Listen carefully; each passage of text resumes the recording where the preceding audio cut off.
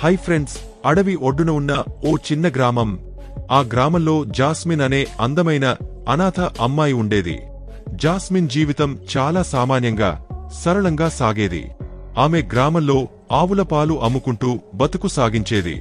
ఆ పాల అమ్మకమే ఆమె జీవనాధారం, ఆమె రోజువారీ ఖర్చులకు ఆధారం. పేదరికంలో ఉన్నప్పటికీ జాస్మిన్ కష్టపడే తత్వం, ఆమె దయాగుణం గ్రామస్తుల హృదయాలను గెలుచుకున్నాయి. ఆమె ఎప్పుడూ నవ్వుతూ ఎవరికైనా సాయం చేయడానికి సిద్ధంగా ఉండేది.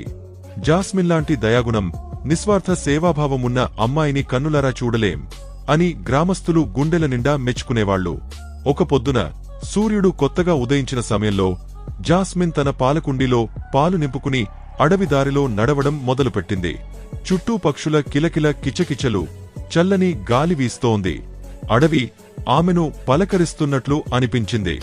అంతలో ఆమె కళ్ళు ఓ వింత దృశ్యం మీద పడ్డాయి. పొదల మధ్య ఓ యువకుడు స్పృహ లేకుండా పడి ఉన్నాడు. అతను చూడటానికి రాజకుమారుడిలా కనిపించాడు. అతని వస్త్రాలు, ఆహార్యం అతని గొప్పతనాన్ని సూచిస్తున్నాయి. కాని అతని శరీరమీద అనేక ముళ్ళు గుచ్చుకుని ఉన్నాయి. నొప్పితో విలవిలలాడుతూ బాధలో కొట్టుమిట్టాడుతున్నాడు. ఈ దృశ్యం చూసిన జాస్మిన్ హృదయం కరిగిపోయింది. ఆ యువకుడి బాధ ఆమెను కలచివేసింది. వెంటనే అతన్ని ఆదుకోవాలని నిర్ణయించుకుంది.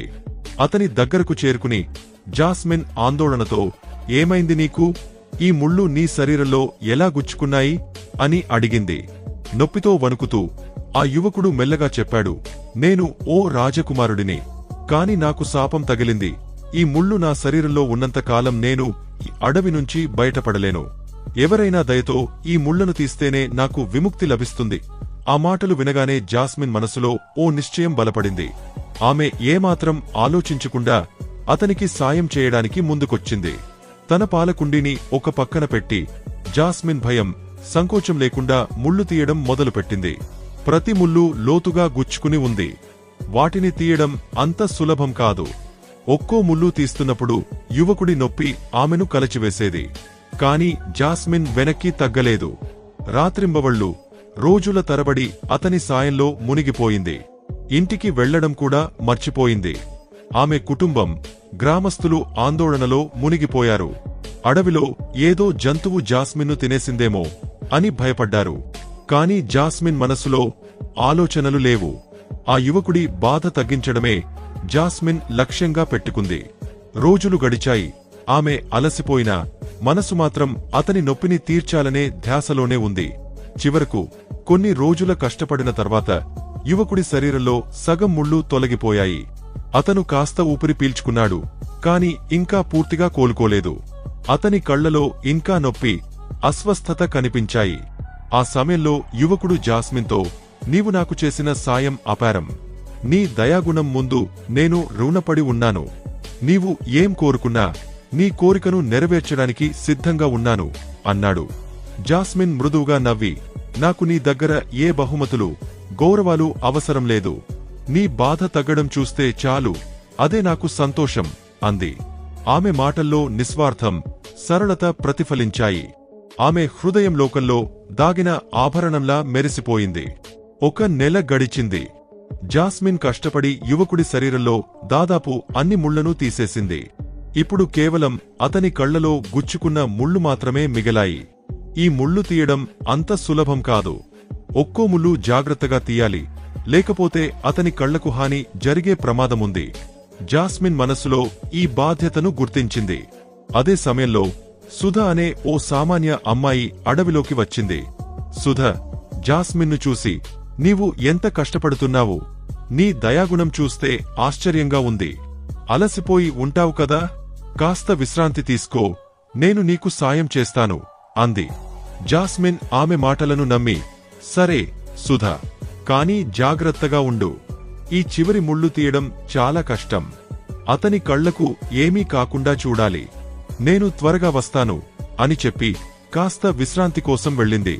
సుధ చేతిలో చివరి ముళ్ళు తీసేసిన వెంటనే యువకుడు లోతైన శ్వాస తీసుకున్నాడు. అతను నీరసంగా లేవడానికి ప్రయత్నించాడు.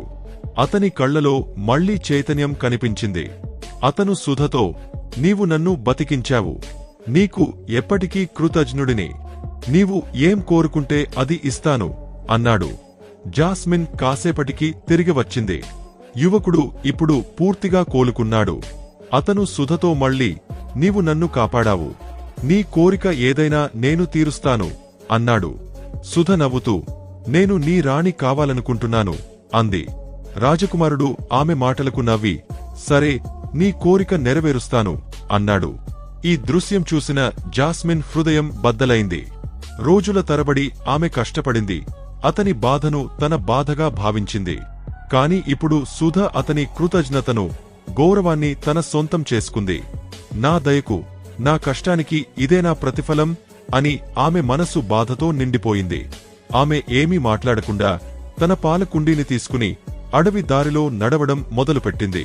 ఆమె అడుగులు బరువెక్కాయి, కళ్లలో నీళ్లు తిరిగాయి, కాని ఆమె గుండెలో ఇంకా ఆ దయాగుణం ఉండిపోయింది. జాస్మిన్ నడుస్తుండగా రాజకుమారుడి చూపు ఆమెపై పడింది. ఆమె కళ్లలో లోతైన విచారం, నిశ్శబ్దం అతన్ని కలవరపెట్టాయి. ఈ అమ్మాయి ఎందుకు ఇంత బాధలో ఉంది, ఎందుకు నిశ్శబ్దంగా వెళ్తోంది అని అతని మనసు ప్రశ్నలతో నిండిపోయింది.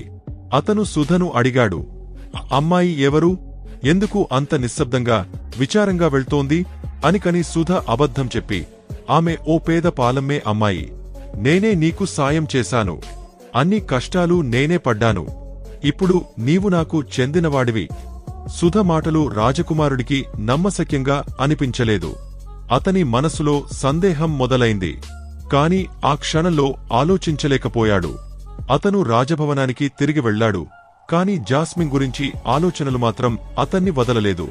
ఆమె కళ్లలోని బాధ, ఆమె దయాగుణం అతని మనసును తడమసాగాయి. ఇంతలో జాస్మిన్ ఇంటికి చేరుకుంది. తన పాలకుండీని ఓ మూలన పెట్టి మళ్లీ తన రోజువారీ పనుల్లో మునిగిపోయింది. కాని ఆమె మనసు గాయపడింది.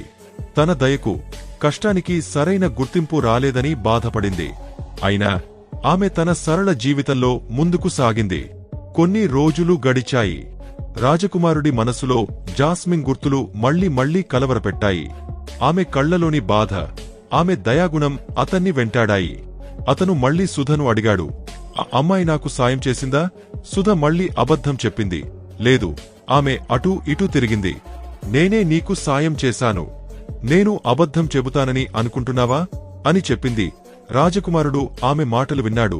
కాని అతని మనసులో సందేహం మరింత బలపడింది. సుధ ఏదో దాస్తోందని అతనికి అనిపించింది. రాజకుమారుడు ఓ నిర్ణయానికి వచ్చాడు. ఓ జ్దాని దర్వేష్ను కలిసి సలహా తీసుకోవాలని అనుకున్నాడు. ఆ జ్దానికి సంవత్సరాల అనుభవం, జీవిత సత్యాల గురించి లోతైన అవగాహన ఉన్నాయి. అతను రాజకుమారుడికి సరైన దారి చూపగలడని నమ్మాడు. అడవిలో లోతైన దారిలో వెళ్లి ఆ జ్దానిని కలిశాడు. అతనికి తన సందేహాలను, జాస్మిన్ గురించి, సుధ మాటల గురించి అన్నీ వివరించాడు. జ్ఞాని అతని కళ్లలోకి చూసి, నీ సందేహం సరైనదే, సుధ అబద్ధం చెప్పింది, నీకు నిజంగా సాయం చేసింది ఆ పేద అమ్మాయి జాస్మిన్ అన్నాడు. ఈ మాటలు విన్న రాజకుమారుడు ఆశ్చర్యపోయాడు.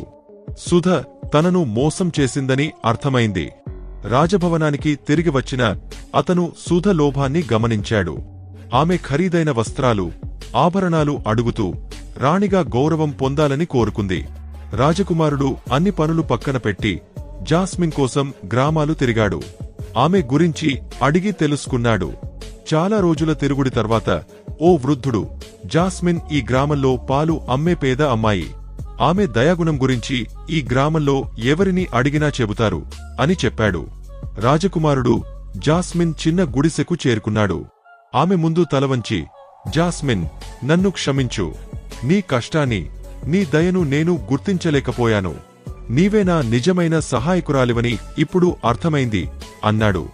జాస్మిన్ నిదానంగా, నేను ఏ బహుమతి కోసమో, గుర్తింపు కోసమో నీకు సాయం చేయలేదు, నీవు సత్యాన్ని తెలుసుకున్నావు, అది నాకు చాలు అంది.